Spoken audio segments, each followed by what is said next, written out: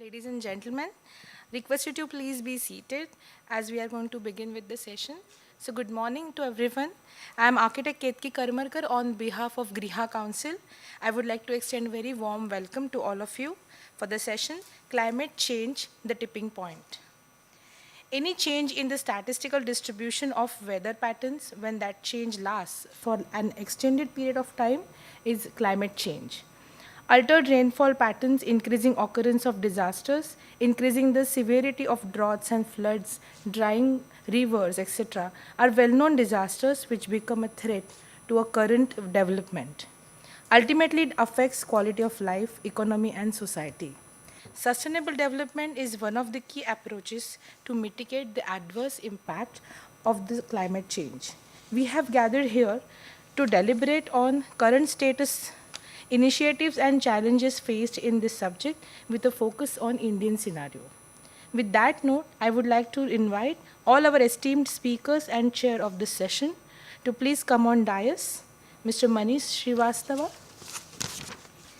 Associate Professor, Department of Energy and Environment, TERI School of Advanced Studies. Rakesh Kamal, AB, Clean Energy Policy and Programs Consultant, the Climate Reality Project India. Associate Professor Melissa Hart, Graduate Director, ARC Center of Excellence for Climate Extremes, University of New South Wales. Mr. Khushal Matai, Department of Architecture, School of Planning and Architecture, New Delhi. Dr. Komali Yenneti, Research Associate, Faculty of Built Environment, University of New South Wales. Ms. Raina Singh, Senior Fellow, Urban Resilience, National Institute of Urban Affairs. A warm welcome to all of you. I would like to introduce our esteemed chair for this session, Dr. Manish Shrivastava, Assistant Professor, Department of Energy and Environment. Dr. Manish Shrivastava is interdisciplinary researcher by training.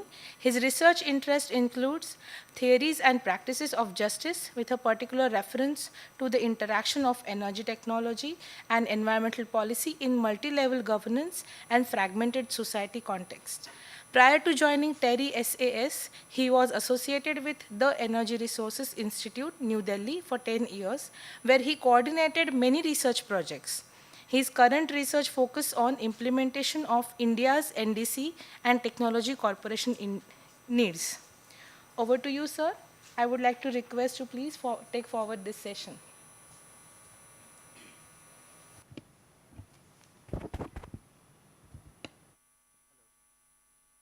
I think it's on. Lights. Yeah. Okay, all right.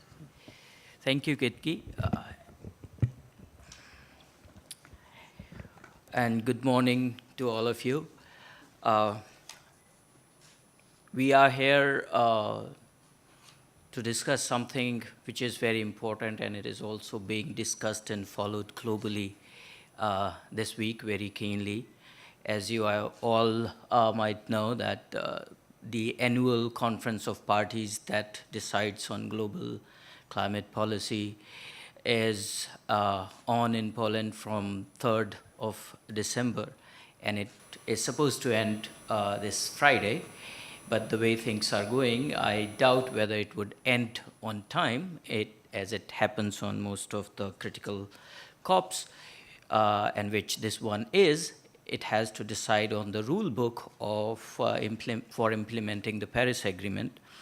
So if you have been following the negotiations last week, the major point of contention was that some of the countries were not even willing to welcome the recent and latest report of the Intergovernmental Panel on Climate Change, which warns the world that if we hit the 1.5 degree target, then what type of risks we are likely to face.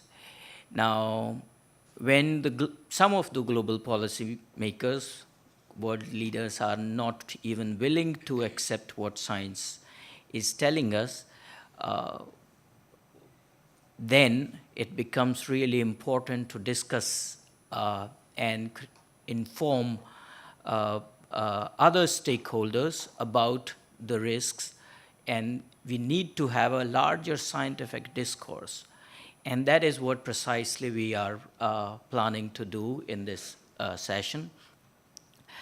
Another research which kind of belongs to the type of work that I do says that if all this upcoming cities, and we are rapidly urbanizing,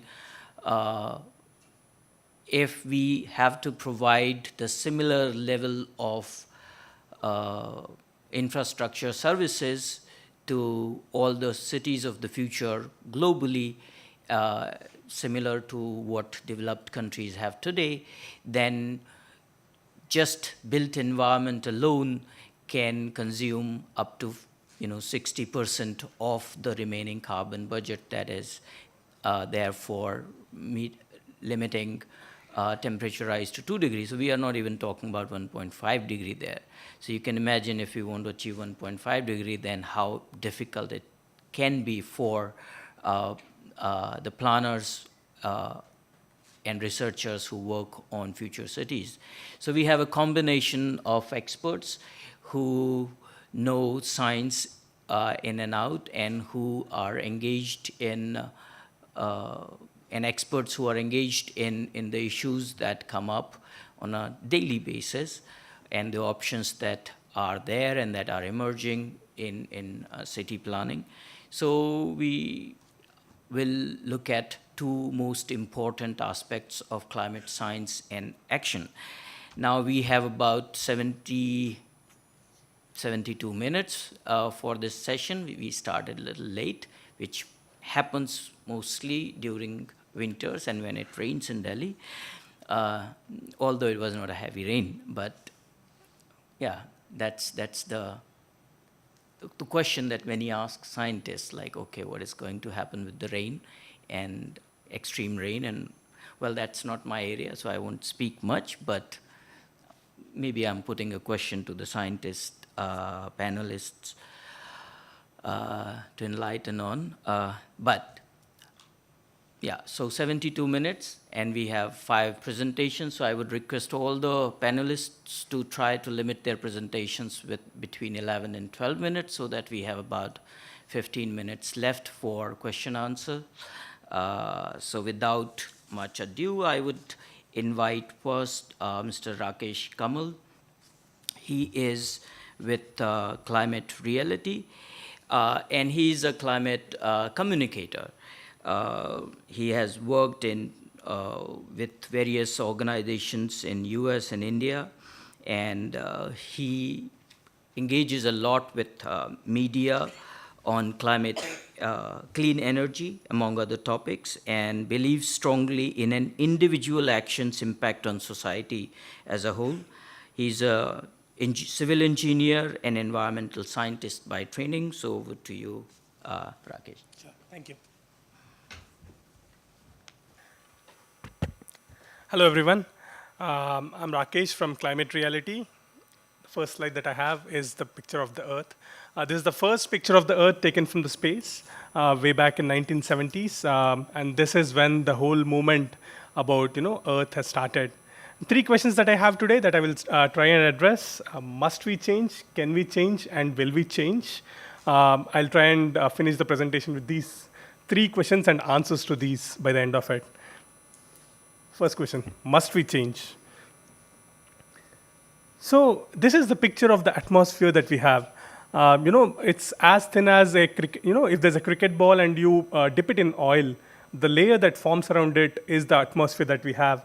And in that atmosphere, we are filling it with greenhouse gases and which are pollutants. This is the basic science of how greenhouse gases are emitting, how the Earth warms up because of greenhouse gases, which is good. But then, excess of it is what is causing global warming. So how is global warming caused? It's caused by various ways. These are all the ways that it is caused, including land transportation, agriculture, oil production, forest burnings. But then the biggest source of global warming is fossil fuels. Apologize for the change in the graph dimensions. But that is one of the major reasons why there is a lot more global GHG gases in the atmosphere than there were before 1850. We have started the Industrial Revolution in 1850, and it's been going on. CO2 is being released in the atmosphere more than ever in the last 66 million years. And then, if you see, this was the concentration of CO2 way back for the last 600,000 years. But now it never crossed 280. But now today's concentration is at 405 ppm. We hope that temperature will also not rise at the same speed. 17 of the 18 hottest years recorded since 2001 are these, of which the last 4 have been have broken all the records. I was reading reports about 2018 being the year with the most temperature. England this year, last year had 44 degrees centigrade. Never ever has there been such a big heat wave in their history. Followed by, there's been like people who've fallen down because of heat strokes. This is Australia, which had an equal problem. This is Turkey, where the road started melting. India also recorded 51 degrees centigrade. This was in Falodi, Rajasthan. Record temperatures that have never been recorded are being recorded. These are pictures of Delhi, Ahmedabad, where the government is trying to distribute water. Ahmedabad had a crazy number of people dying because of it in 2015. So what happens when the temperature increases? This is the Arctic. So 2 places which make a lot of difference when we talk about climate change is Arctic and Antarctic. We'll talk a little about Arctic. When this year we had like crazy heat wave in Arctic also, which is a strange thing. In Arctic, when there was a heat wave, there were cold waves in Europe and US in March last year. And you can see that there's a crazy extinction of ice that is happening. And what happens when the temperature increases? The heat is absorbed by the oceans. And the ocean heat content is what is increasing. And we don't realize this, but the chemistry of the whole chemistry of water cycle depends a lot on the temperature of the oceans.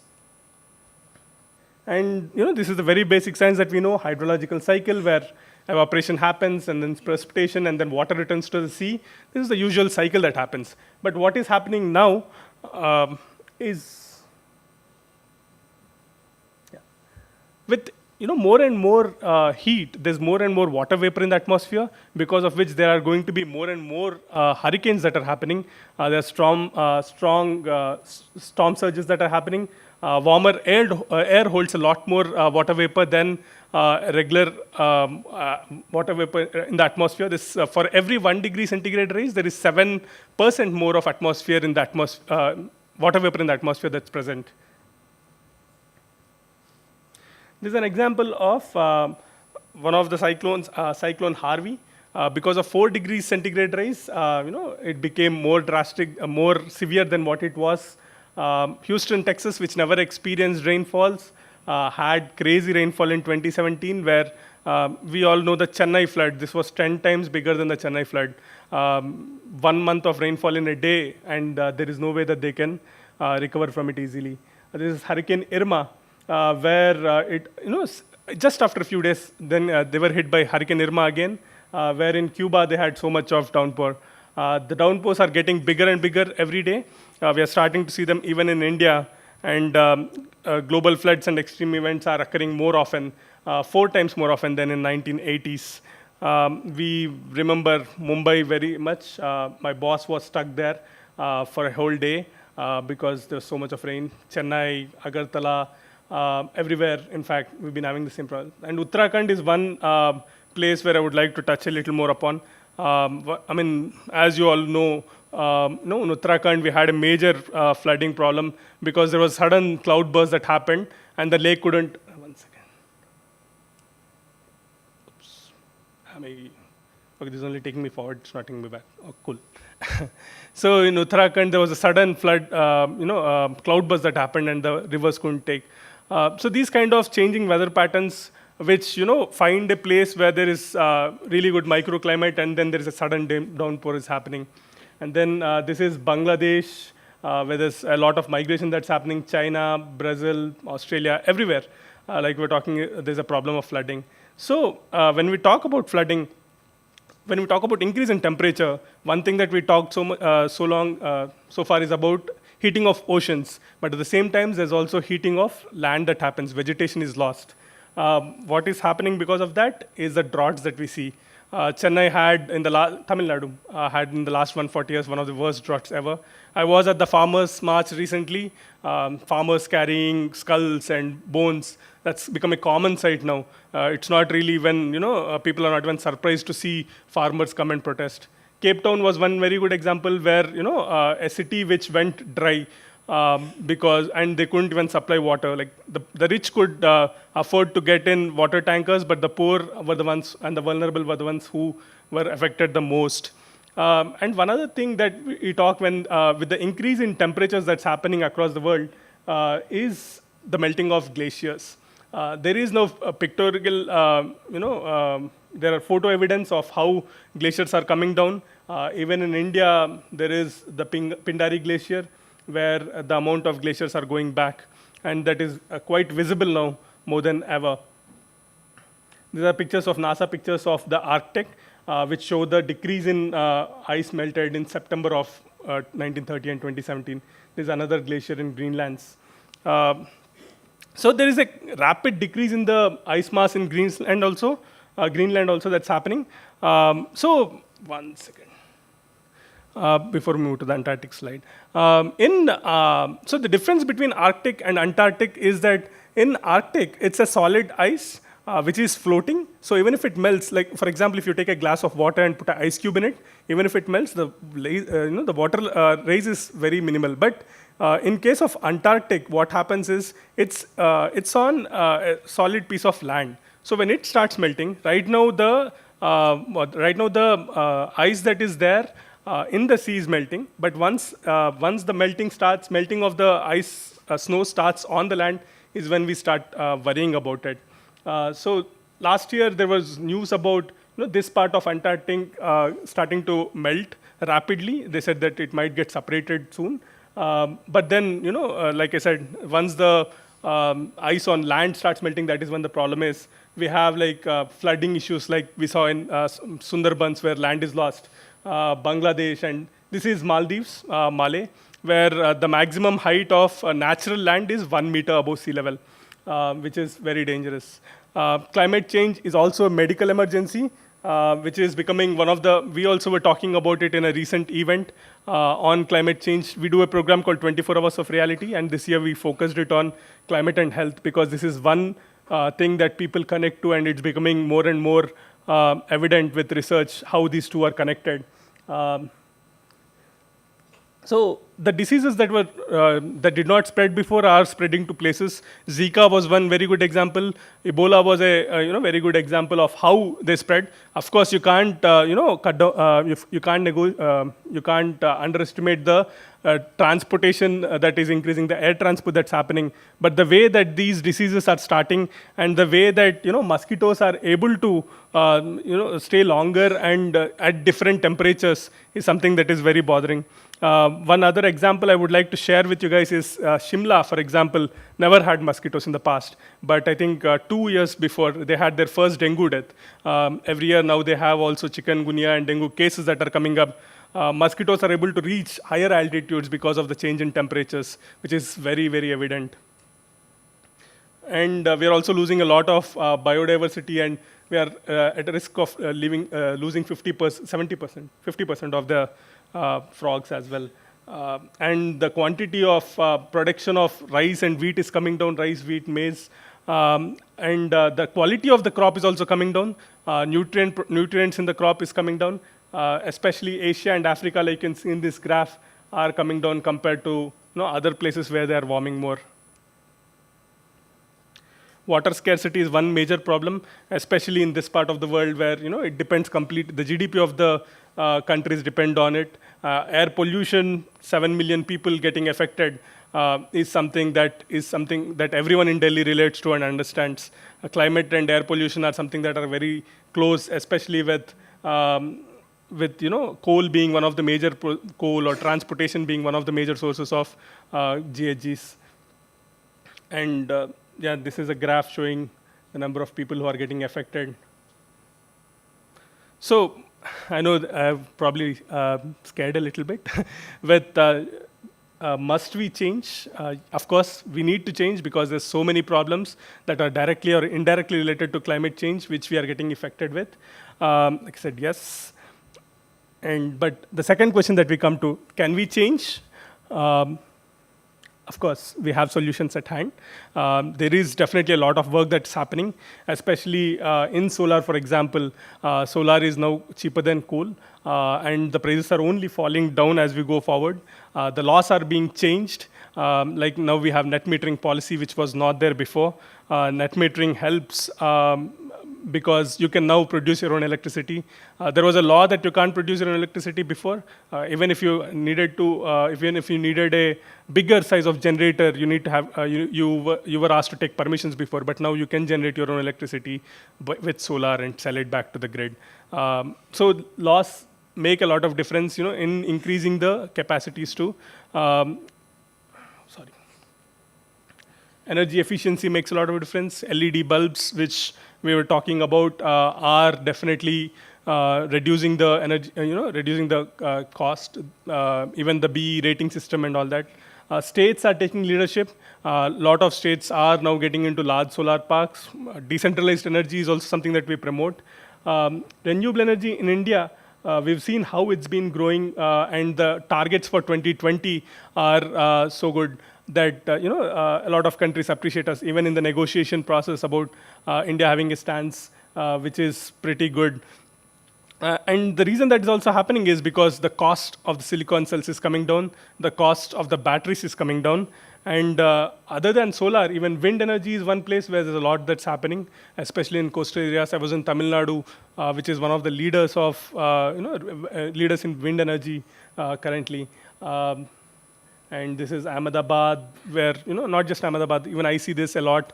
I was in Chennai recently, and all the fish markets were filled with LED bulbs, which is a really good sign of, energy efficiency reaching common people. This is clean cooking stoves, which have 50%, fuel efficient, one of the major sources of pollution. There needs to be a lot more work done here, but I think we're on the route.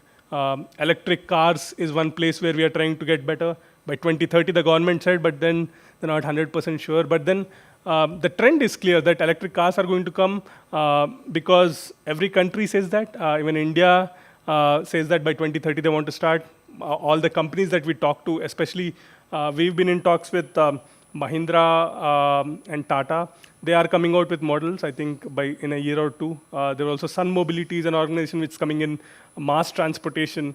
There's a lot of work that's happening. So can we change? Yes. These are all the solutions which are helping. Even the business is in the right way, where we are saying that we are in a position to change. And the last question that I have, will we change? Is there a will for all of us to change? As I was mentioning, Paris Agreement, like many of you know, was one place where all countries got together, and there is a will for changing and reducing GHG emissions. There are, hurdles in the negotiation process. I agree. Even now, as we talk, the negotiations are not necessarily going as strong as one would want it to. But then it's a long-term process, and it's happening. The International Solar Alliance, launched in 2015, has gained a lot of momentum. We have partnered with them, and we are trying to see what we can do. Even in US, where we talk about Donald Trump coming in and not much happening in terms of national policy, the difference is that they're a very federal economy, and a lot of states have say, cities, states, they're coming together and saying that they will do. Even companies, for example, have come forward and said that, we want to do something for, climate change. We believe in climate change, and we will do what we can do. Because this is all we have. This is the globe we have. This is the earth we have. And we need to do what we can do to protect it. Thank you very much.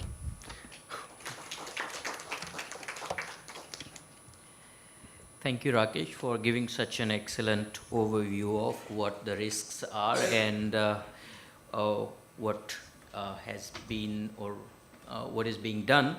But on the third question, will we change, or let me rephrase it, whether are we doing enough? And I presume most of the climate scientists would tend to disagree, and that's a right platform to invite our next speaker, Professor Melissa Hart.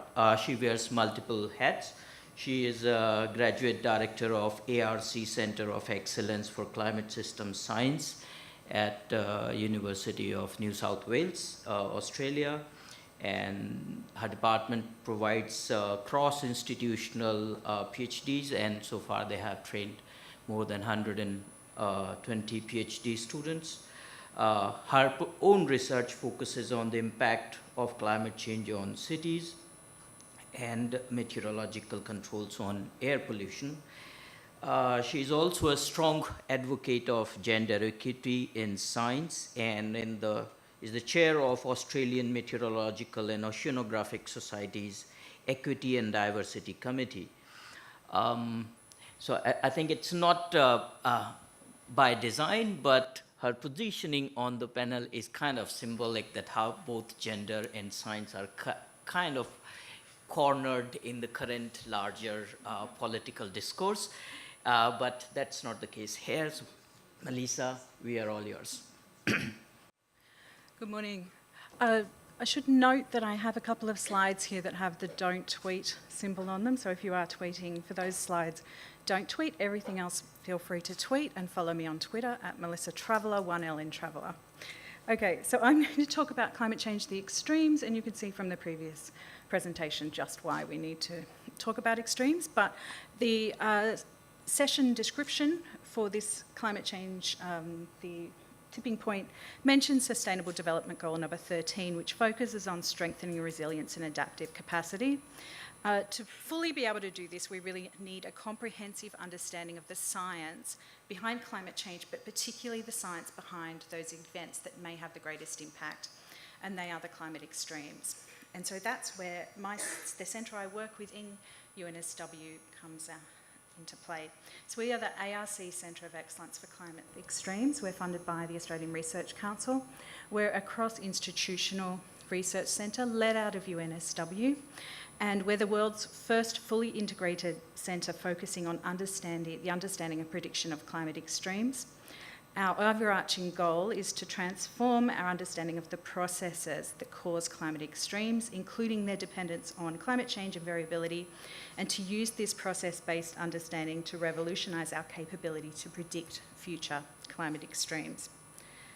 So my next slide does say why extremes. I think the previous presentation told us, really answered that question for me, but just a few things. It's climate extremes, a massive global health threat, also an economic threat. The plot on the right shows a number of loss events in the reinsurance industry, and the orange are the climate-related events. And also extremes can trigger environmental thresholds. And the photo there is from a recent catastrophic die-off of coral bleaching episodes within the Great Barrier Reef off the coast of Australia. So that's why extremes. But also we are a climate science centre, so we're really underpinning the science behind the climate extremes, but it's also important that our research reaches beyond those of us that work in the science. So we have research that engages and has impact. So within this centre we have a knowledge brokerage team, we have a media manager, we have science communication professionals that ensure that our science leaves the ivory tower and makes it out to those who really do need to implement and understand the science when looking at impacts and policy. So we're an international research consortium. We're 5 Australian universities and a network of outstanding national and international partner organisations. There you can see, probably perhaps pick out some of the key organisations from that complicated wheel. We also work with partners to deliver bespoke research. We have an outreach component of the centre to develop STEM educational resources for schools, and we communicate our research to government and businesses, and we also deliver bespoke research data as well. Within the centre, this is my baby, my portfolio. We're also training the next generation of climate scientists, and this is the next generation of climate scientists globally. So my bio, I realised, was a little old. I think it said 130 PhD students. We're now at about 160, I think. We've had 60 graduate. The other 100 are back in Australia working away. Pleased to say 100% employment rate as they leave, working in research institutions, industry, government, top universities all around the world. The important part of this program, though, is it recognises to train the next generation of researchers. It's not just about them sitting in a corner and crunching the code and running their climate models. They need to have a program that gives them breadth and depth of knowledge. They need professional development. They need training in the tools that we use, in the coding that we use, the programming that we use. They need mentoring and development and support. And so that's where the majority of my time goes. But now I'm going to talk about our research. So I'll give you a quick overview of the research in the centre in general, but then I'm going to give you some examples of some of the work that we've been doing recently. So we have 4 key research programs. They are extreme rainfall. I've got heat waves here, but we do also look at cold air outbreaks, but we have been concentrating more on heat waves at the moment. And I should say also our heat waves are atmospheric and marine heat waves as well. Drought, and then climate variability and teleconnections. Importantly, though, we don't look at each of these extreme events by themselves. We look at concurrent events and compound events, and we look at the processes behind them. And the figure up on the top right there is from a paper from one of our former PhD students that actually showed that the processes behind a tropical cyclone forming in northwestern Australia were actually the similar processes that were causing a heat wave in Melbourne in Australia. So it was upper level weather systems that were causing these 2 concurrent events, very different climate extreme events though. So tropical cyclone in one part of the country and a heat wave in the other. Now I'm going to concentrate on really on heat and starting globally and bringing it down to the city level in our next. So this is our first Please Don't Tweet. This is research from my colleagues Sarah Perkins-Kirkpatrick and Sophie Lewis at UNSW that was just submitted last week, so they were kind enough to share it with me. And it's looking at regional changes in heat waves. So this is historical changes, data from 1950 to 2014, and changes in both the longest heat wave, which is up on the left, and cumulative heat wave exposure. So this is the sum of intensity of all heat wave days over a season. So really getting how many heat wave days do you have in a season, and how's that changed over the last 64 years?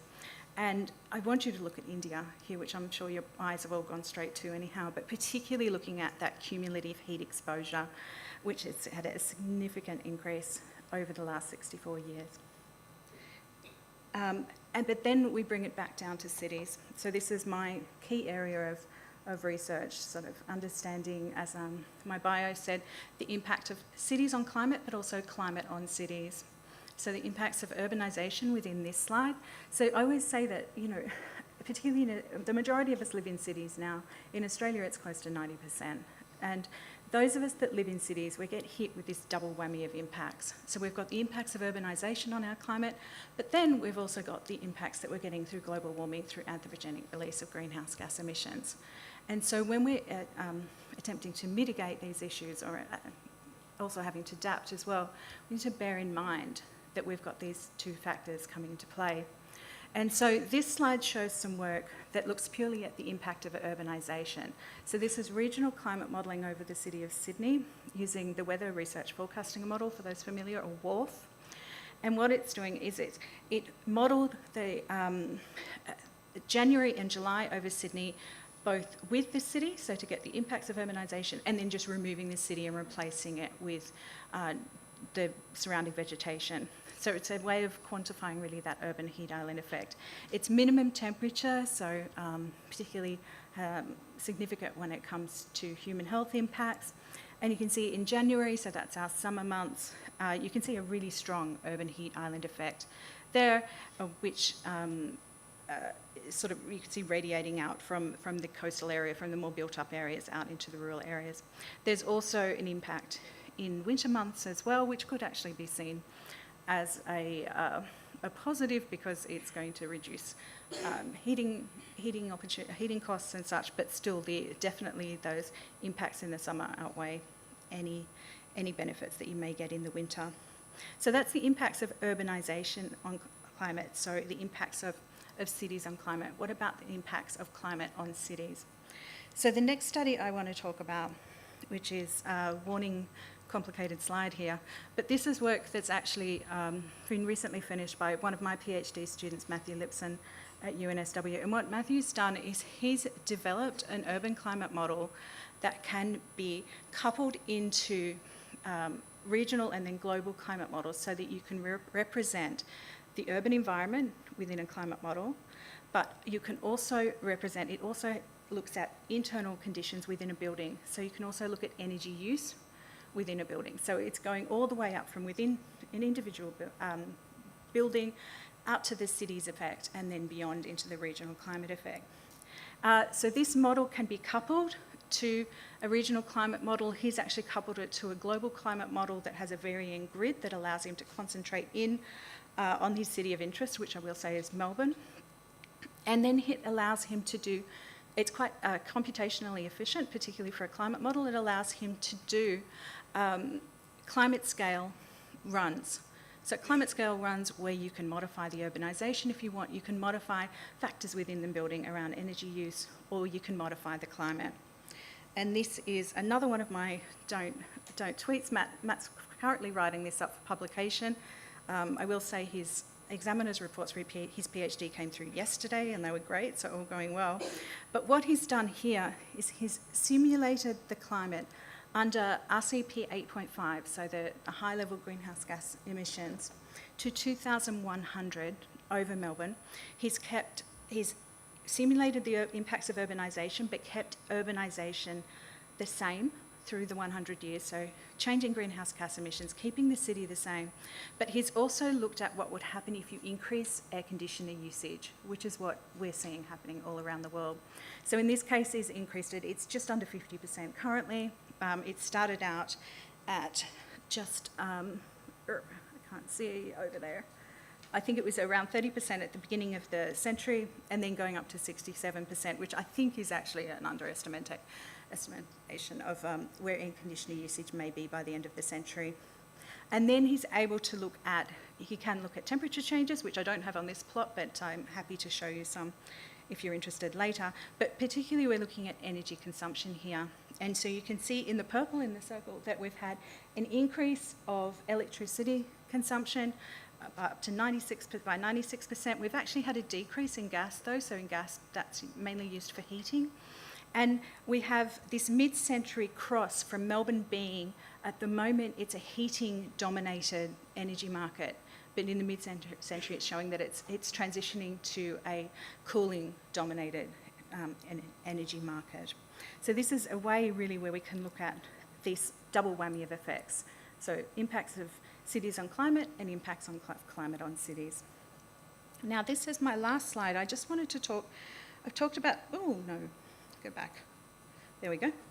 So I've talked about some of the modelling that we've done and some of the work that we've looked at, looking at global observational data sets. This is a new project that I'm leading, which actually involves the members of the general public and particularly school students in really understanding weather, climate and air quality data and involving it in their education. So I said that my key role within the centre is training the next generation of researchers, so that's PhD students. With this one, we're stepping back as well, and we're making sure that our school children and also members of the general public also have that knowledge of climate data and that knowledge of urban climate. So this is SWAC, the Schools Weather and Air Quality Project. It's a citizen science project funded by the Australian Government. We're putting meteorology and air quality sensors in Sydney schools. There'll be engagement of students in STEM research, and the students will be able to actually analyse research quality data in their classroom activities, and then we will be using it as researchers as well within our science.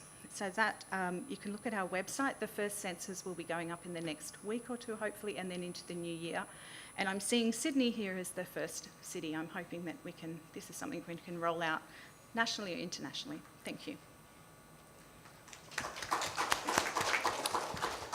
Thank you, Melissa, for telling us what the excellent work you are doing, and I'm sure your work will bear fruits very soon when the science would have much more acceptability within the Australian political system. And I think the last slide of Melissa was a very right platform to invite our next speaker, because he's also involved does a lot of work with communication and training, and most importantly, he works a lot with training the teachers. So I invite Khushal Matai. He is with Department of Architecture, School of Planning and Architecture. He has experience in design and academics. His work focuses on urban heat island effects, renewable energy, sustainable design, hybrid renewable systems for campuses, and he does something which is workshops with the National Institute of Technical Teachers Training and Research, something I hope he has some slides to discuss that. And he's also member of the Rajasthan Scrutiny Committee for the Skill Development Scheme and on the editorial board of AICTE. So floor is all yours, Khushal. Thank you.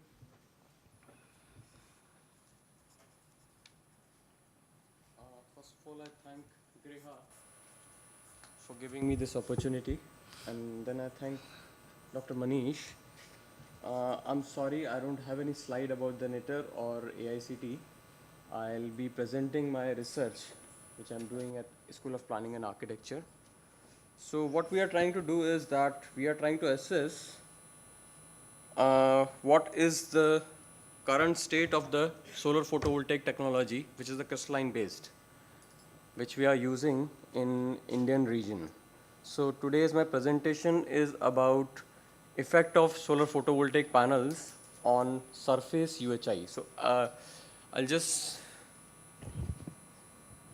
yeah, thank you. So currently, this is ongoing research. So we are going to study, we'll be studying about the moving up from the surface UHI, but as of now, we have restricted it to surface UHI. And because as we discussed, as we've seen in the previous presentations, that climate change, and the topic is there that the climate change, it's a tipping point. So I'm just going to give a different perspective to that if we are thinking that this stage of this technology which we are using is actually the end resolution for us, then we need to think again. That's what you will get from my presentation in the end. That's what I'm hoping.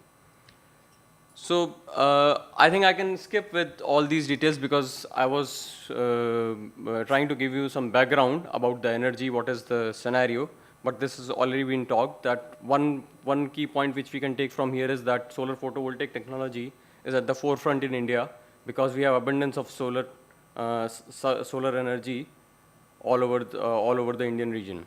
Okay, and the need of this study was majorly because India is already, because we are energy poor country, and we need to move in a positive direction. We need to eradicate that problem, and that's why government came at the forefront and put the solar targets, which we have target somewhat around 100 gigawatts. We have divided them also. So, 60 gigawatt by 2020 for ground mounted and 40 gigawatt for rooftop. So, and this particular technology, as I already mentioned, is basically is at the base stage. It's at the infantile level where we are in the first generation. So the researches are going on the second generation and the third generation photovoltaic systems. But currently, at the forefront, the technology which we are using is the first generation photovoltaic systems. And there are other researches also going on at the global level. But this kind of research is limited because at the meso scale, at the lower scale, this research has not been done.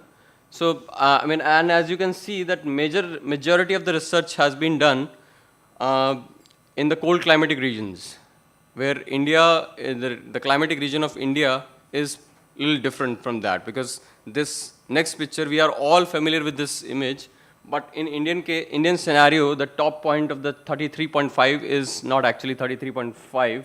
As we saw in the first presentation, it can go up to 52 degrees Celsius also. So that's what is our challenge, because the current technology what we are using gives the best result, be it monocrystalline or be it polycrystalline. It gives an effective result at 25 degrees Celsius of ambient temperature. But when we talk about peak summers, when the air conditioning load is higher, every energy demand is higher. At that point, solar PVs cannot generate to that optimum efficiency because they are also facing 51 degrees Celsius or maybe 52 degree, or if to a lesser than that, 40 degrees Celsius, then the efficiency drops. So with that, we had to understand, and then with that there is that what they are absorbing, they are retaining, because there's some amount which they are converting back into the electricity, but rest all is getting emitted back. So that's what gave us a thought. That's why we thought that we need to study this component, that what is happening to that residual energy radiation which is going back. So and whether, because we know what are the impacts of the UHI, it deteriorates the quality of the air present in our urban domain, urban fabric. We are living in Delhi, so we know all about it. We are quite familiar with that. So in this particular presentation, we'll be talking about surface UHI. And the area which have been selected is Delhi. The reason behind that is that it is maximum urbanized. It's 97.5% urbanized area, and the urbanization level is higher than Mumbai. So it's the all over Indian region, this is the maximum urbanized city. And the drive which has come for the solar installation has also come quickly, being the capital. So that's why we need to talk about that, what technology which we are using and at which rate. This is just to show the graphics. Now the method which we have used here, which has been used, is thermal remote sensing. So what we have done is we have collected a Landsat data, satellite Landsat 8, it is a satellite launched by NASA. So we collected a data from images of the Landsat satellite, and we extracted from that the images of where the solar installations were there. So we selected the site, and this was the method through which you can extract the temperature, land surface temperature. And these were the three regions where we these were the three sites. One was so the selection criteria of these sites were, first was the airport site, which has a concrete surface nearby, so which has a similar kind of albedo and the emissivity level in the region, which is quite similar to the solar photovoltaic panel emissivity. Another is the site near ITO, which is near riverbank. And the third is the site which is surrounded by a cultivated crop region, right? So, and these are the images. So what we did was we took the images when the solar PV installations were not there, and we collected the images from NASA. We ordered the images from NASA for that period, and similar images for that period when the installations were there. So this is what is as you can see in this last image, the upper, all the upper pictures are of the three locations from left to right horizontally, which has no installations, and at the lower part there are which have installations, solar photovoltaic installations, and these are the results for them. If you can see clearly, these are the highlighted zones, and these red marks are the temperature zones. So I'll go in the detail. So this is what the installation level is, and the major reason behind this was we were able to, because there was some restrictions that the pixel value is certain, we have to collect some pixel value. So based on that, we went for the large scale installations. And this is what the result which came to us. There were very interesting points which we observed.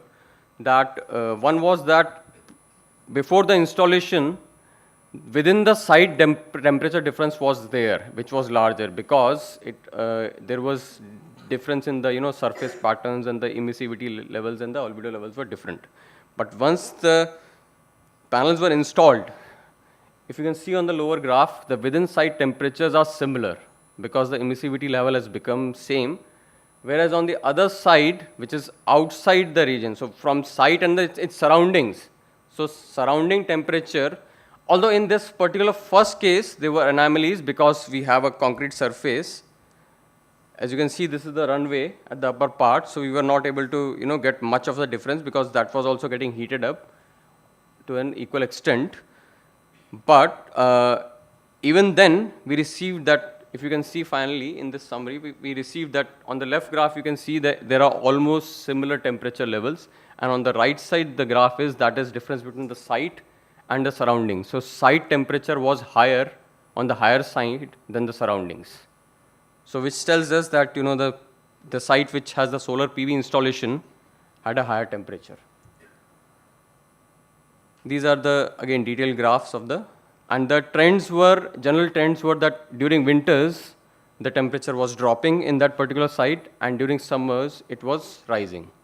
And there was evident difference, which you can notice. This was the second site, which was near river bank, which has a little bit of precipitation also. So that was the reason why we selected it. So as you can see in the previous image, similar kind of results. And in this thing, there are prominent differences which you can observe. First graph is similar, that the site level, the temperature at the site is similar in case of solar PV installations. But the site in the surroundings, again, the site temperature is higher than the surrounding temperatures. Again, the temperatures were rising. This is, this last area was the L3, which was the, sorry. My time is up for 10 minutes. I'll just wrap it in 2 minutes. So, pre-installation, this was the scenario where there was evident difference. As you can see on the left graph, there was evident difference that within the site there were temperature difference. But once you go again on the next graph, the left side, again the site temperature was uniform because of the uniformity with the emissivity level. And you can see the pictures at the bottom also, you can clearly see. By the way, this was an interesting image. The right one was an interesting image. This was during October. Image was taken during October. So in this particular image, though solar PV installation is there, but the temperatures are higher. I'm not sure why this came, but what we deduced was that during this time, that is a time when the crop burning happens. So that is because this is in an agricultural land. And it appeared in this particular site in this image only, for October, I mean almost for every October month. But in other images, you can clearly see that patch is red, it is clearly visible. So that's it. In summary, that's what we tried to do. And cumulative results, what we got was the trends were higher on the higher side, be it winters or the summers, for the last two, the location 2 and the location 3. But for the first site, it was in winters, the temperatures were dropping down. Because see, there are time restrictions, so I cannot speak much on that. You can access my paper. You can read all about it. This has been published. So, and if anyone wants to contact me, there are contact details shared at the bottom. Okay, thank you. Thank you very much. Thank you, Khushal, for sharing your research. I think it's very interesting and provides useful insights into an ongoing policy discourse that we call a co-benefits approach. And this type of studies are really useful to see some of the truisms with which that approach works. Our next speaker is Dr. Komali Yenneti, and she has a very, very large and wide experience in multiple countries: India, China, Germany, Japan, UK, and she is now the faculty of Built Environment at University of New South Wales. And she is also chair of International Geographical Union's Young and Early Career Geographers Task Force. So she is something of a knowledge entrepreneur. And there is a lot on her bio, but we are running short of time. So, Komali, floor yours. Yes, thanks. Thank you so much. Apologies, if you can't hear at the back, because, yeah, ever since I came to Delhi, I've got this, doctor said, what was that, acute pharyngitis or something? So apologies, I'll be slow. If you can't hear, just let me know. So I'll just talk about, and I should first of all thank all of the speakers before, because they've made my job easy by setting the context.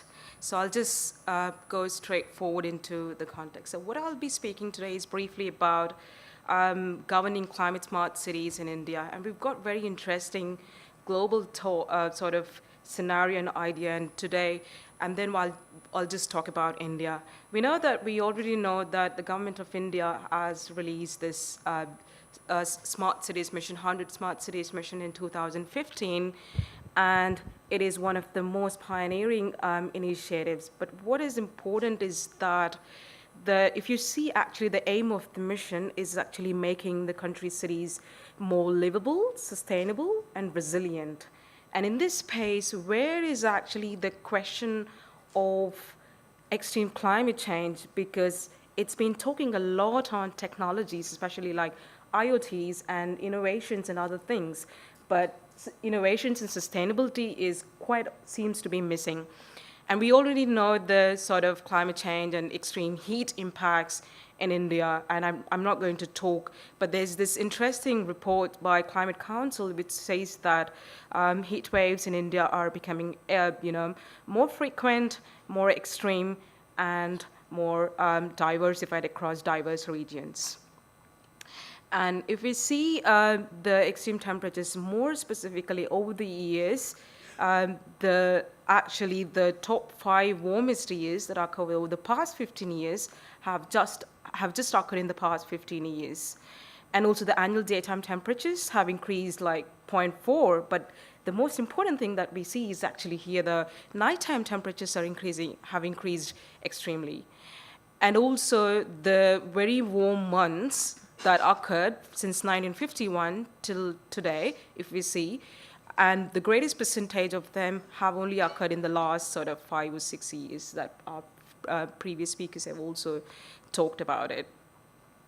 And also the most important thing that we see is that at some point of time, the recent projections say that actually at some point of time, every nook and corner of India is going to face sort of very extreme heat waves and extreme temperatures, and that is going to be evident at least by 2050, and we see different scenarios. So I'll not speak, but you can see this sort of scenarios over there.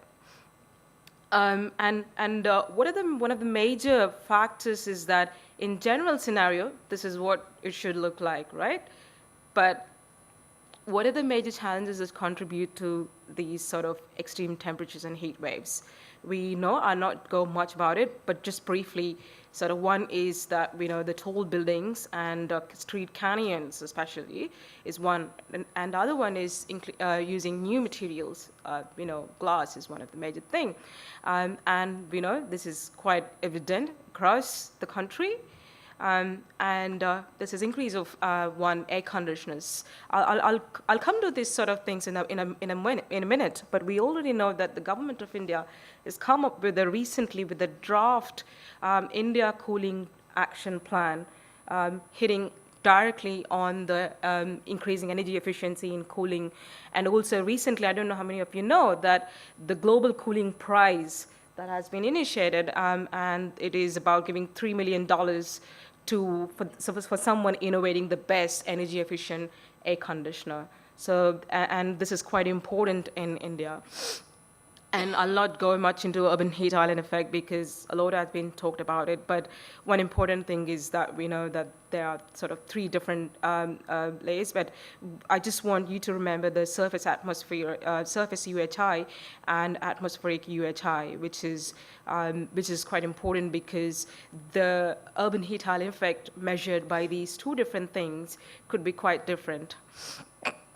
and we know that urban heat island has a great impact on a sort of human relations and human impacts, especially socioeconomic impacts. And this is one picture, one interesting picture that I'm really sort of want to highlight is that the magnitude of UHI in the Asia Pacific, and you can actually see India with these red regions, which is quite high, more than 8 degrees, more than greater than 8 magnitude, which shows that. And some of the interesting thing is that the coastal cities also have high UHI, but interesting thing is that the coastal cities can benefit from the cool breezes that come from the sea, but this is also a negative thing for the inner cities because those can actually, the UHI in the inner cities can delay the sort of sea breezes coming down to the city. So that's quite important. And this is just a brief in terms of the magnitude of UHI in India. And by using different sort of measurement techniques that, we've already seen Khushal talking about the surface UHI.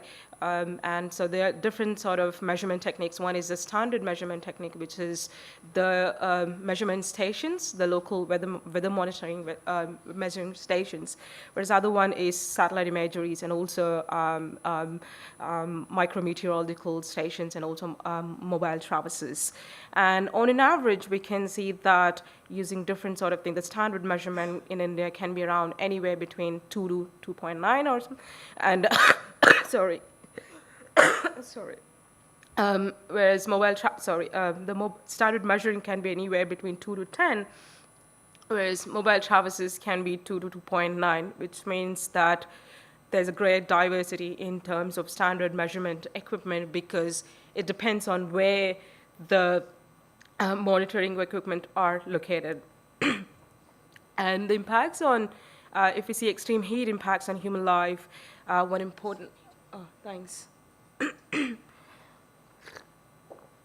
is that we see this graph is quite evident. I mean, I don't need to really talk about what's happening there. So just the last 1 decade, you can see the number of heat wave occurrences and also the impact on human life. So on an average, it is shown that about 150 people are killed every year with extreme heat.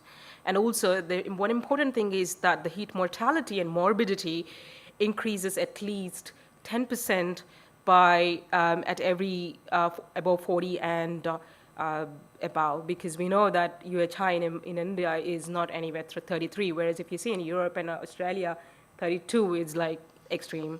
So that's one thing. Another important thing I also want to talk about is urban heat and impact on energy. So I was previously talking about the cooling energy impact and cooling impact, and this is one important thing that in India, especially cities with more than 100,000 or even more would have quite extreme impact.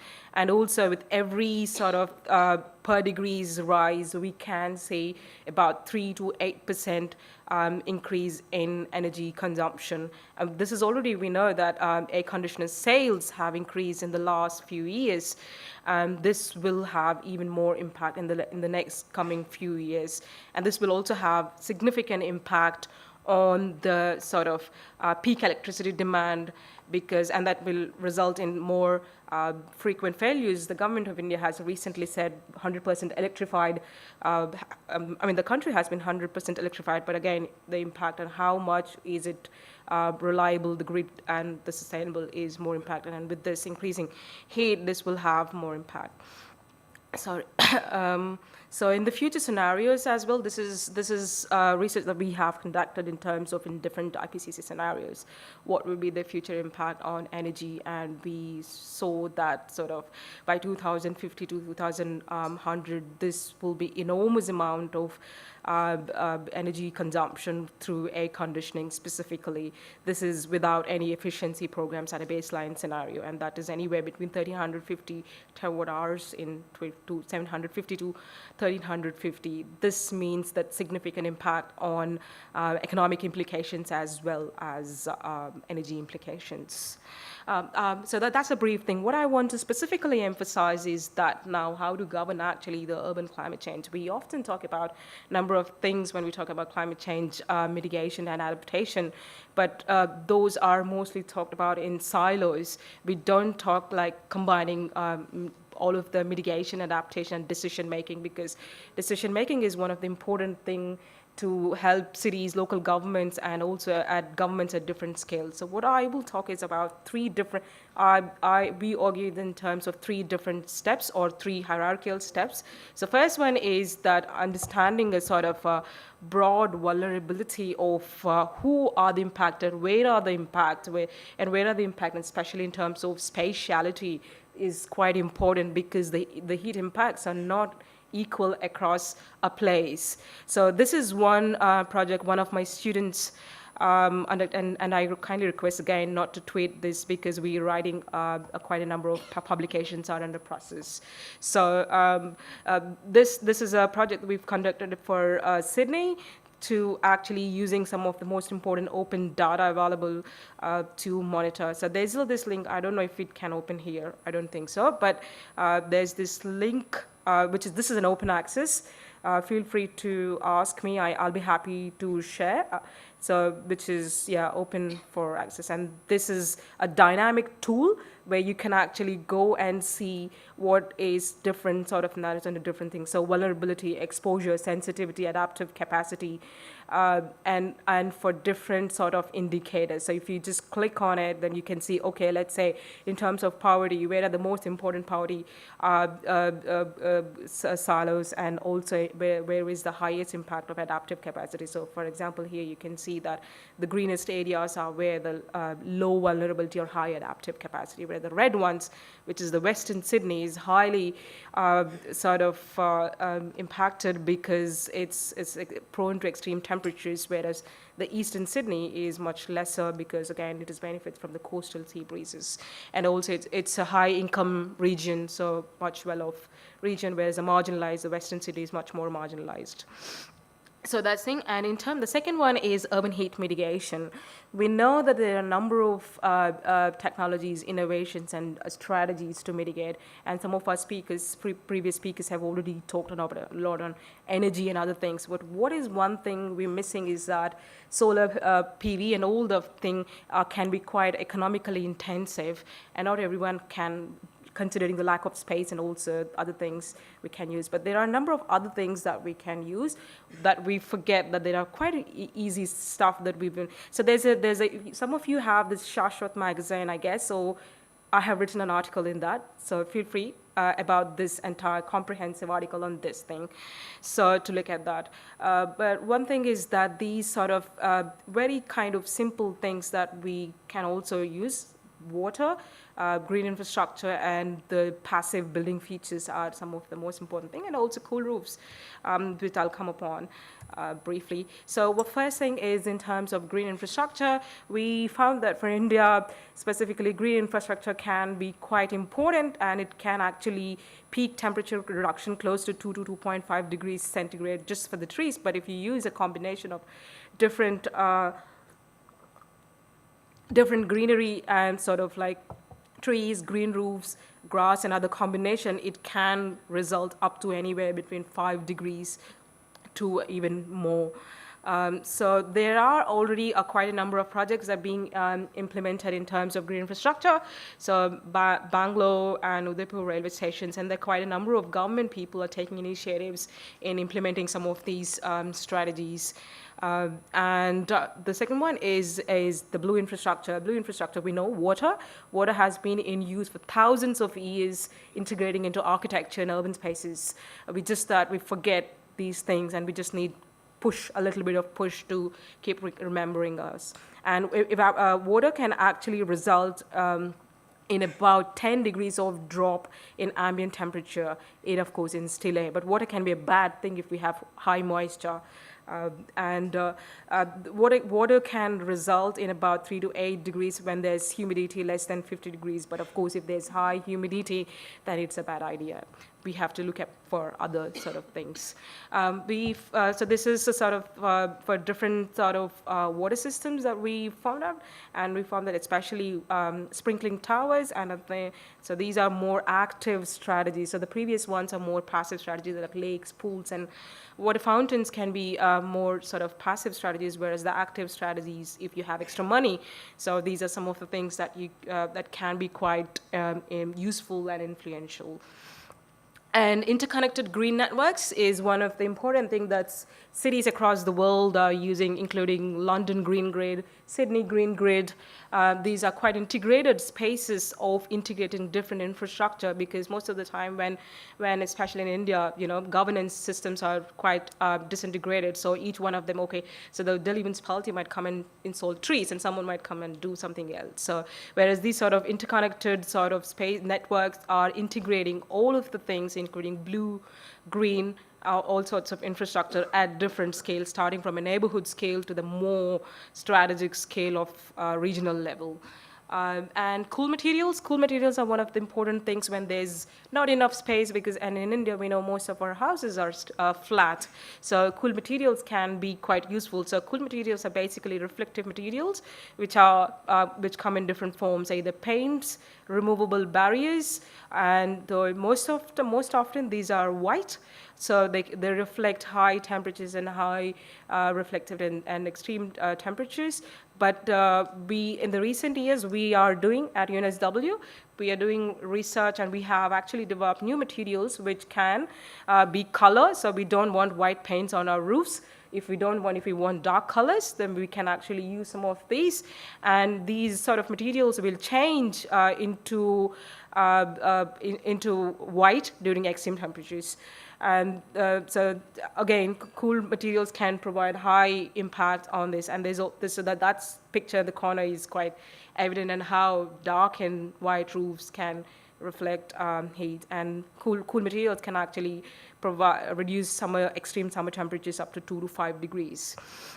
And we have actually done a project. So I led this project in India, in a city in India. We are actually planning to implement this also in Delhi soon, hopefully early next year, about using cool materials in low-income communities. This was in Hyderabad.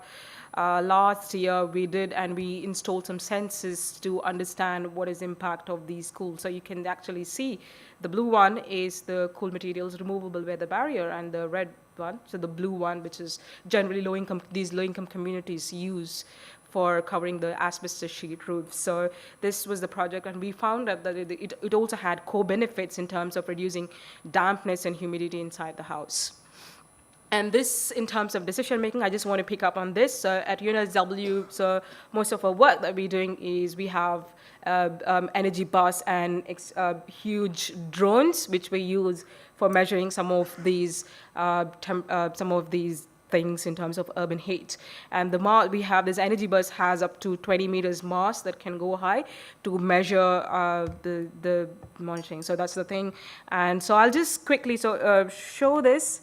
I don't know if you can yeah. So that's the urban. So this is an entire Western Sydney in Sydney, Parramatta. So the drone monitored the entire Sydney, the Western Sydney entire thing, to see what are the hot spots in terms of extreme heat and where are the hot spots and what is. So you can clearly see that the blue ones, the corner blue one, that's where the Parramatta River is. So water is the most impactful, and whereas you can see the dark roofs, the red ones are there.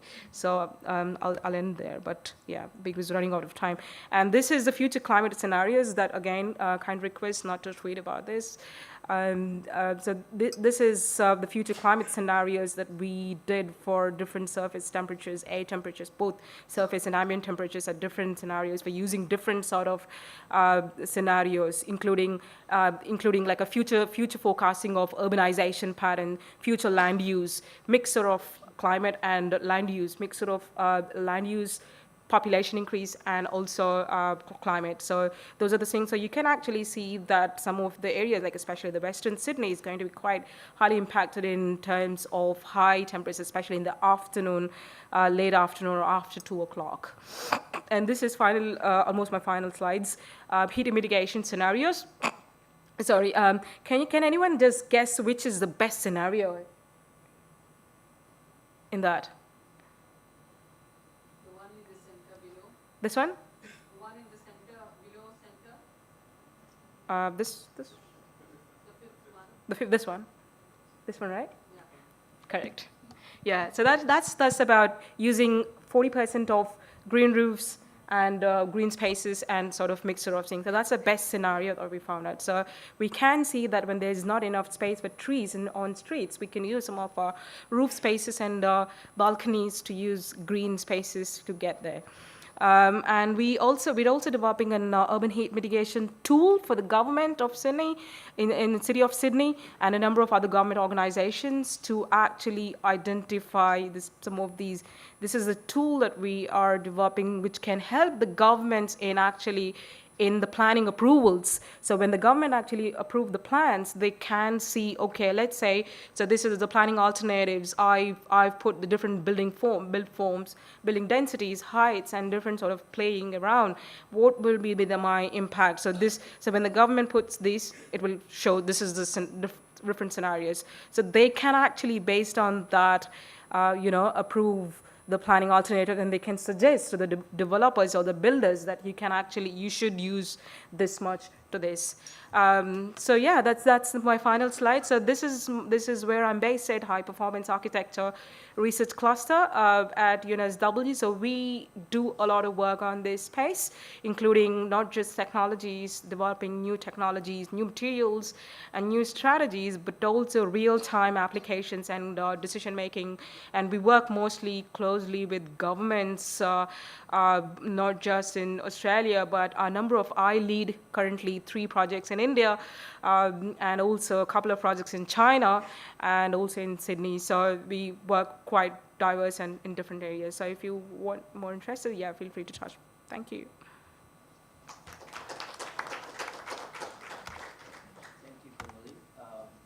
It was really interesting to see how the urban microclimate is linked with the global climate, and yes, you showed a lot of solutions for resilience, but I'm not sure. I'm a bit skeptical if the micro solutions for urban resilience would also add to global resilience, but that's for later.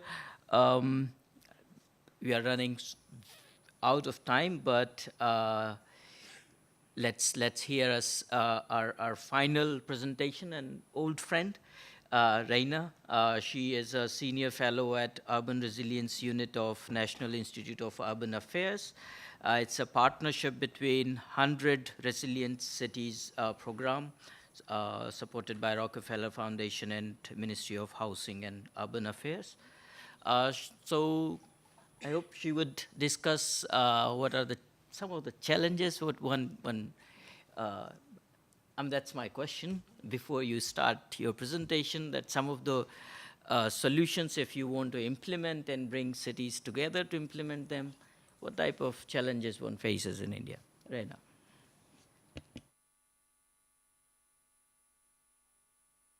Some of your questions.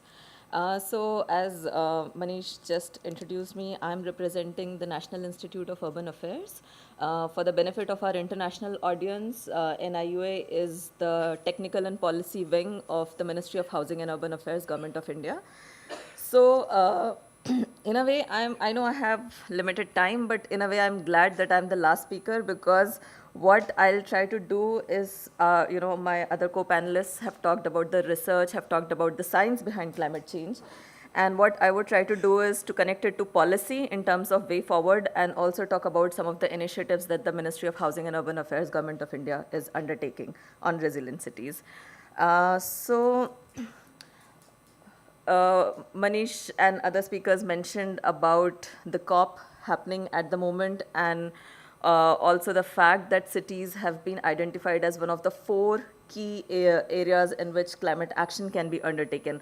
So some of you may be aware, there is a special report for policymakers which has been launched at the COP24 yesterday, and it specifically talks about how urban areas can take climate action and what are the kind of things that are required. So I'll just touch upon that before I go into my presentation. So as I said, cities have been identified as one of the 4 critical global systems which require immediate action.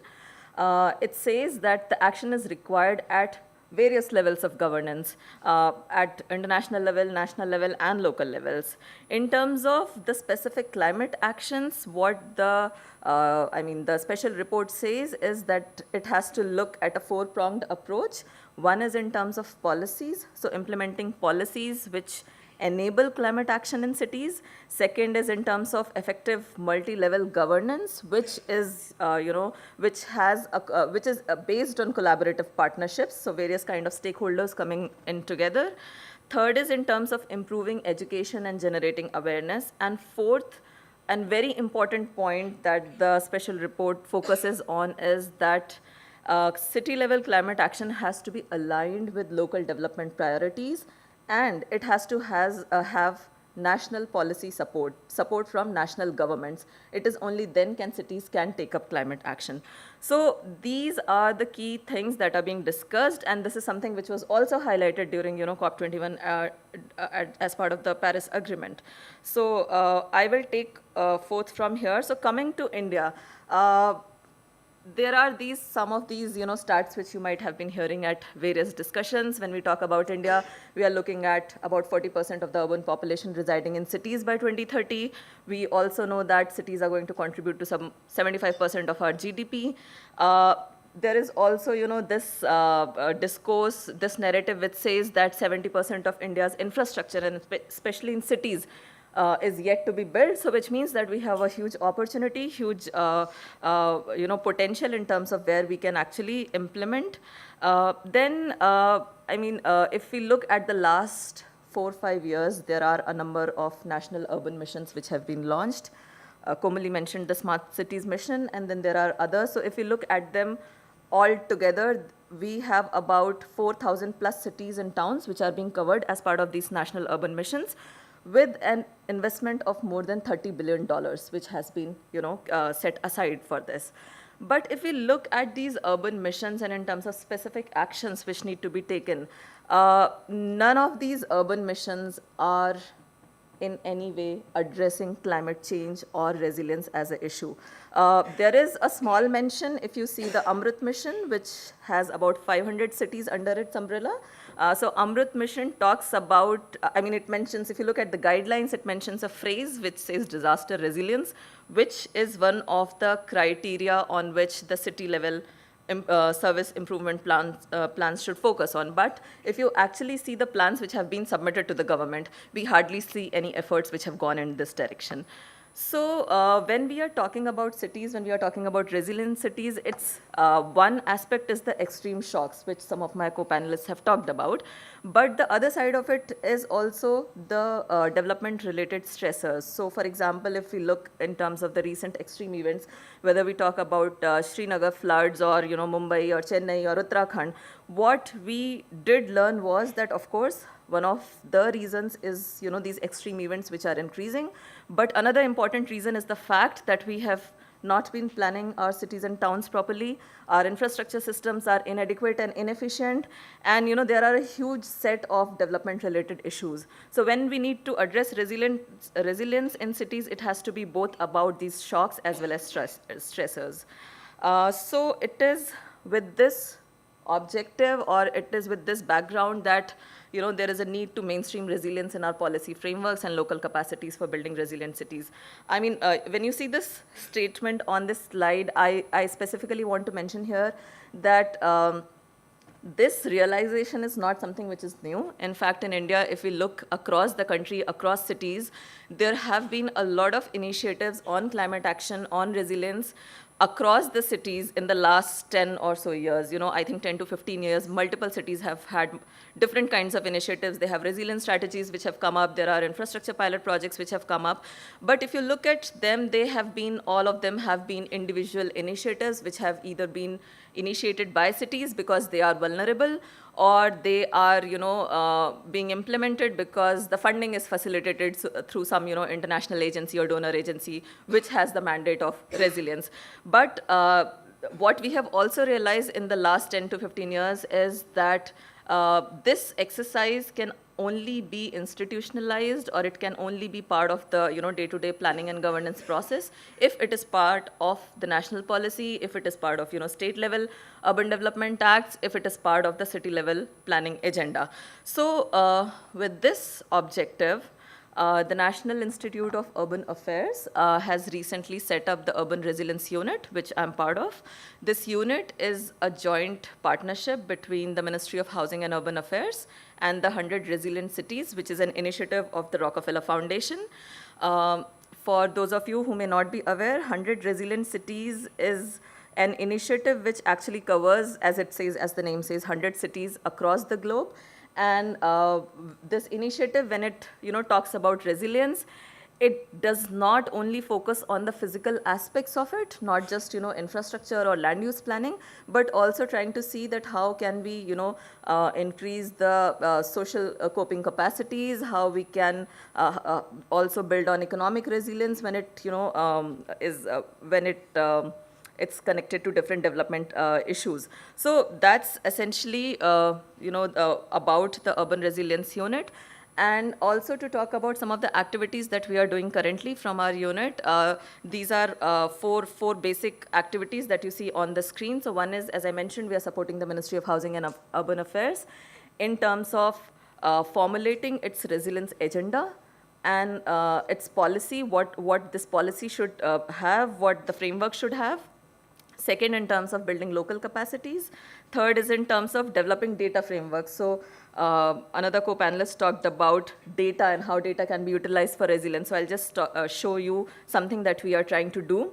And fourth is in terms of supporting cities and city governments in terms of formulating their resilience agenda and implementing action at the city level. In terms of our support to the ministry, so right now, as some of you again may be aware, that the government of India is drafting its national urbanization policy. And what we feel and what has also come across through the narrative in the last few years is that unless and until at the central level, through the urban missions, through the national policy, resilience is set as an agenda which goes down, which flows down to the cities, it's difficult to take action because, as I said, in the past, there are a number of cities, which have been formulating their resilience strategies, but a lot of them have been unable to implement it because they could not get any funds. There was no, mandate coming from the national level, or there was no fund allocation through which they could actually implement it. So this is one of the main activities that we are doing, mainstreaming resilience in the urban development frameworks at the national level. We are also trying to see how different urban missions like Smart Cities, Amrit, because a lot of the activities will go in the second phase starting next year. So in the second phase of these urban missions, how does resilience come into picture at in these policies and plans? Local capacities, Melissa was talking about how, at UNSW, they are training the future planners or the future researchers in terms of embedding resilience and in terms of practicing resilience. So one of our key focus areas as part of our capacity building activities is also to see how resilience can be built into the urban planning education in India. We have till now, got in touch with about 50 universities and planning schools across the country, and we have more than 25 universities already on board, and we are starting phase one of our activities with them. One of the key focus areas would be to see that how within the urban education, how different kinds of frameworks and tools for resilience building can be integrated, how, if at all, planning education curriculum needs to be revised to integrate climate change related issues, resilience related issues. For example, in planning schools and architecture schools, how studio exercises, electives, and similar activities can be integrated. Another key activity that we are trying to do as part of this capacity building and networking exercise is to develop a platform. It's a virtual platform which will be part of the SmartNet. SmartNet is the virtual platform of the Ministry of Housing and Urban Affairs, which basically has all the 100 smart cities on board. So the idea is that a lot of universities, planning schools, there's a lot of research that is going on climate change related issues, on resilience, and what happens is that city managers are not able to access it.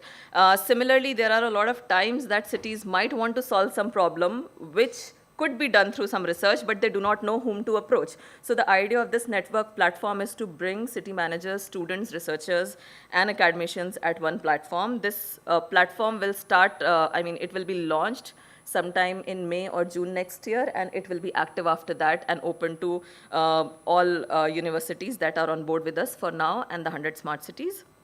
Coming on data,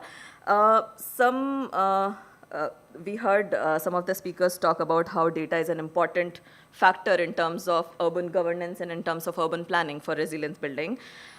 What we have seen, what we have learned from the Indian scenario is that, first of all, if we are talking about cities, we don't have data. It's not recorded. Whatever data is there, it's probably as, maps or hard copies which are lying around in some departments. Every sector has, all these different agencies which are looking at infrastructure, and they have these data which is disaggregated.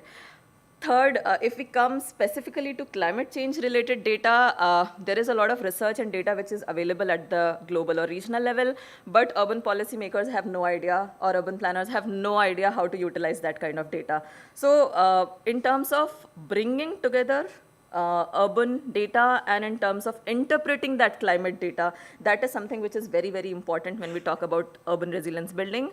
So one of the initiatives on which we are working right now is to develop a data framework. This data framework, the objective is that this data framework in the next couple of years would be piloted with a few cities in the country to see how data can be used for resilience building and urban governance in general. Some of you might be aware that as part of the 100 Smart Cities mission, there are a number of cities which are coming up with command and control centers. But these command and control centers just monitor data. So what is the next step? How do you actually use that data that is monitored, that is collated on a day-to-day basis 24/7? So these observatories will be the next step. They will not just collect the data, but also have processes inbuilt that will help in terms of decision making through the use of this data. That is the idea. We are starting this activity with Pune and Chennai early next year, like in a couple of months, and our objective is that we will scale this up with other cities and try to see how different cities in different regions with different shocks and stressors can utilize data for resilience building. The fourth point that I mentioned in terms of supporting cities, so as I said, right now we have started with the cities which are part of the 100 RC network, so essentially Surat, Chennai, Pune, and Jaipur in India. But the objective of this unit, the objective of this initiative is to see that whatever learnings are coming out from this process in the next couple of years, how they can scale up and how they can also be replicated in smart cities and in Amrit cities. So in terms of, as I said, we have just initiated these last 3-4 months. We have a small team.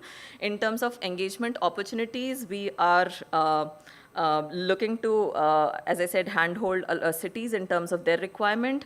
We are also building a network of organizations, of institutes, of agencies who are working on different aspects, including climate change when it comes to resilience building.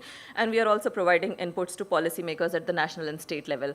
So those of you, if you may have specific questions or you might have an interest to contribute to the process, we would be happy to take your inputs. And yeah, with that, I'll thank you for your time. Thank you, Raina, for that wonderful update. We have eaten up our assigned time, but nevertheless, let's put a limit in terms of one question, one panelist. So you cannot ask 2 questions to same panelist. Brief. Good morning. I'm Mrs. Malamon. I'm Additional Director General with the Military Engineer Services. I'm professionally, I'm an architect. This question is for Mr. Dr. Khushal Matai. You are on the editorial board of AICT. Okay, so I would like to know what are you doing towards bringing in awareness to the school children, because see, we have got only a decade left, and climate change it's going to increase by 3 degrees. So the youngsters can be brought in at this time to bring in awareness. So what is it you are doing? Okay, so I cannot, I can partly answer this question. So we are trying to do something at this moment, but again, see, it's As of now, we have not decided anything which we can, which we can put on the board, but there is something going on because we have formulated a list specifically in each state we have tried to do, and we are trying to develop do the modifications the course curriculum also, from specifically for the 11th and 12th, but it's a process and it's ongoing. It has started a year back, sort of. So at this moment, I cannot, disclose anything. That's what I'm sorry. Add to it. Can I quickly add? So, I hope I'm audible. Climate reality in India, we are working on that. We have trained in the last 3 years 500 principals and 5,000 teachers. And through them, we are reaching out to students. And we also are working on doing an international conference next year in September, so that we can work on, we are trying to bring government and research bodies together to work on syllabus for students on climate change and environment. That's something that we are working. If anyone's interested in that space, happy to collaborate. Please do get in touch with me. Thanks. Any other question? Now the two panelists have already answered, so you have a choice of the remaining three panelists, if you have any questions to them. Again, I've got a question. Yeah. I think I should be able to. Can I take it? If nobody else has. Yeah, please.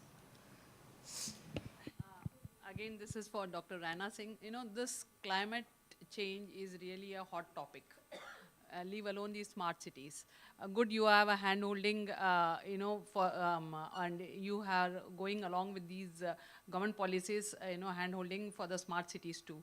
But you know that there has no policy on smart cities. How will you go about it? Or is it not mandatory? First you have some policies in place and then try to put this in, or how are you going about it? Because this is very, very difficult. You are also in a government organization, I'm also in a government organization. To get it through is going to be very difficult. Even if I think of planning something like that, the government does not. I'm under Ministry of Defense, so the government does not allow you to do it. So how can we go about it? Is there something in place like that? Or bringing in awareness? See, till date, I did not know that there is something called this, whatever you're doing the research in the Ministry of Urban Affairs and Housing. The first time I'm also hearing about it. There has not been awareness. So I would like you to bring in more awareness, at least among the government people, so that we are able to take it to the next level. So how are you combining these two? Thank you. So I agree with both of your points, first of all. So just to address your questions, you are right, there has to be a policy to start with, and therefore this national urbanization policy that I mentioned as part of my presentation, that is an initiative of the government to first of all have an urbanization policy. We do not have it at all, right? So this policy is being drafted right now. The first draft is ready and it's going to be very soon circulated amongst all the states and cities to take their inputs in terms of what all this policy should have. Therefore, it is also our objective to see how climate change and resilience can be brought as part of this policy, just to ensure that if, because this policy is going to guide how the urban development and planning is going to take place in the country in the years to come. This policy is also going to talk about capacity building initiatives. This policy is also going to talk about finance allocation to cities, so that's why it's important that resilience is part of this policy. In terms of addressing your second question that you were not aware, that is the reason I talked about this initiative at this platform, because this is an initiative which has just been launched, and the objective is to make people aware about it, bring different stakeholders on board, because an initiative of this kind which is happening at the national level does require participation and collaboration from all stakeholders. So that's our objective, that's what we are doing, and I do hope that we'll have inputs from you when we are doing this exercise. Thank you. Any questions to our colleagues from Australia? Well, if not, then I would... What is the policy in Australia? They have both of them can speak on that, so that at least we can follow, because we would like to know the policies. The policies you are I think the taking. question is clear. Yeah.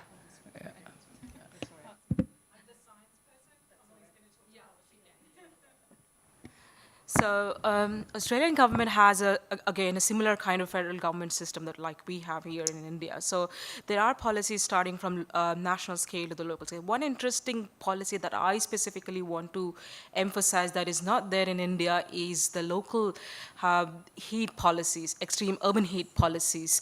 Now many urbans, especially the local government at the suburban scale, are actually coming up with local government heat policies.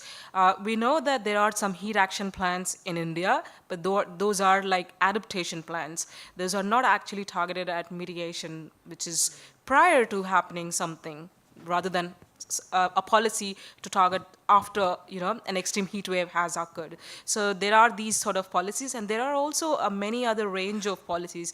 For example, cool roof policy. There is a cool roof policy South Australia has implemented, and there is 20 million trees by 2020 policy. And there is also a number of knowledge awareness and other sort of policies which are implemented. So it's a very comprehensive policy system that there is in Australia, starting from national level to local level. But specifically, I wanted to emphasize is the local. The reason is that even in India, there are some quite important policies, like the national missions, the National Mission for Sustainable Habitat, the National Mission for Energy Efficiency, the National Mission for Solar, and all of them. But the main missing parts are in India is the local policies, whereas in Australia, there are quite strong local policies. Yeah, I don't know if that's answered. Yeah. Brief. Thank you, Komali. I would not dare to summarize it. We are also short of time, but I would leave you all with a question that social scientists would ask after hearing all these wonderful presentations is, do we need to reimagine urbanization, not in terms of how do we plan cities, but how do we look at the process through which cities evolve, in the sense that how villages become towns become cities, and cities become mega cities, and is there a space to do something in that domain? Please join me in thanking all the wonderful panelists. Thank you. Thank you, everyone. And thank you for the extremely insightful and wonderful presentation. We couldn't have done this successfully without our participants and our speakers who spared their time to share their experience and knowledge with us. As a token of appreciation, I would like to request Dr. Manish to kindly present a memento to our distinguished speakers. Sir, आप आगे.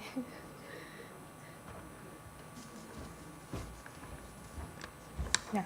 Mr. Rakesh Kamal. Yes. Yeah, the photographer is the boss. These are paintings showcase Gond art, which comes with the belief that a good image brings good luck. The Gonds are major tribal communities of central India. Associate Professor Melissa Hart.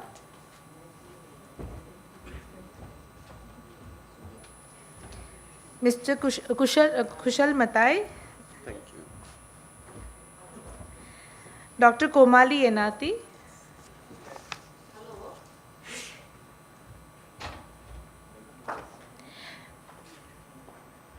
Ms. Raina Singh.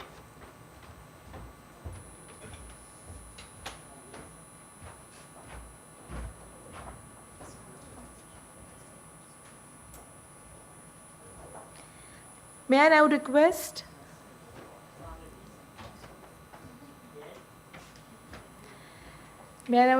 Ms. Megha Bahal, Research Associate, the Energy Resources Institute, to kindly present memento to our chair, Dr. Manish Shrivastava.